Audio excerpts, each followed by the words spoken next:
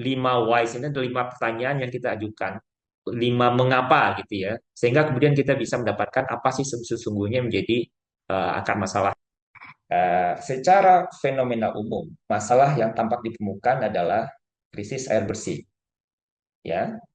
Nah, sampai kemudian sudah muncul tuntutan dari warga untuk dikirimkan truk tangki air setiap minggunya. Nah, kita nggak boleh berhenti hanya di gejala atau simptom ini saja. Kita cari tahu nih, ini dalam proses social mapping ya. Kita gali nih bersama-sama dengan masyarakat. Dan teman-teman juga lakukan observasi. Maksudnya pengamatan. Jadi selain dari kemudian kita ajak mereka berdialog, wawancara mendalam, FGD, teman-teman nanti kalau melakukan social mapping mesti observasi di lapangan. Jadi kenapa kemudian 3 sampai 4 minggu di lapangan itu ideal gitu atau sangat baik?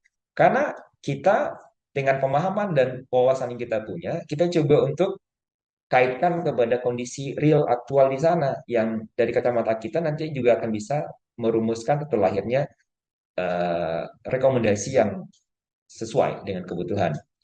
Nah, eh, kita lanjutkan tuh ya. Mengapa warga mengalami krisis air? Ya, ini mengapa satu nih? Oh, ternyata sumur-sumur galian di rumah warga mengering lebih cepat.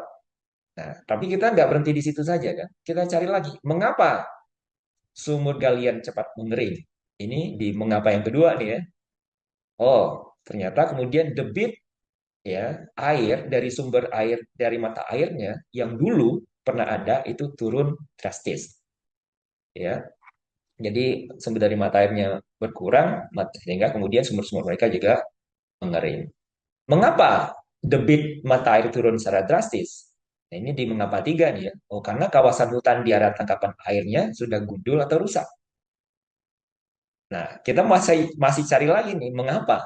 Mengapa kawasan hutan yang dulunya bagus itu sekarang menjadi gundul? Ini di mengapa empat ya. Karena warga menebangi pohon untuk membuka ladang jagung. Kita cari lagi, mengapa mereka membuka ladang tersebut di area yang terlarang ini?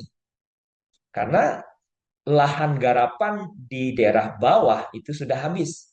Sementara mereka butuh uang tunai secara cepat untuk kebutuhan harian dan sekolah anak. Nah, jadi ketemu akar masalahnya.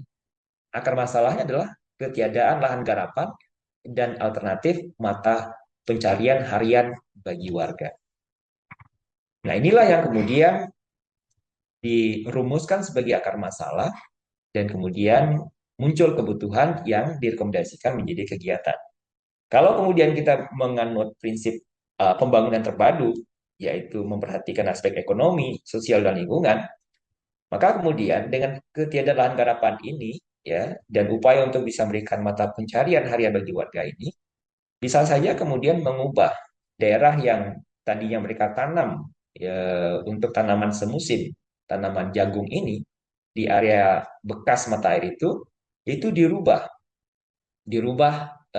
jenis tanamannya menjadi tanaman yang lebih berkelanjutan, tanaman yang kemudian bisa menangkap air dengan baik, tapi juga sekaligus bisa mendatangkan mata pencarian bagi warga. Nah, inilah yang kemudian melahirkan kegiatan-kegiatan yang sifatnya sustainable, berkelanjutan gitu ya. Ketimbang kemudian, kalaulah kita hanya merespon gejalanya saja, simptomnya saja, ya kan? Maka yang muncul adalah kegiatan yang sifatnya charity. Nah, ini kan sayang sekali dan itu akan menimbulkan ketergantungan.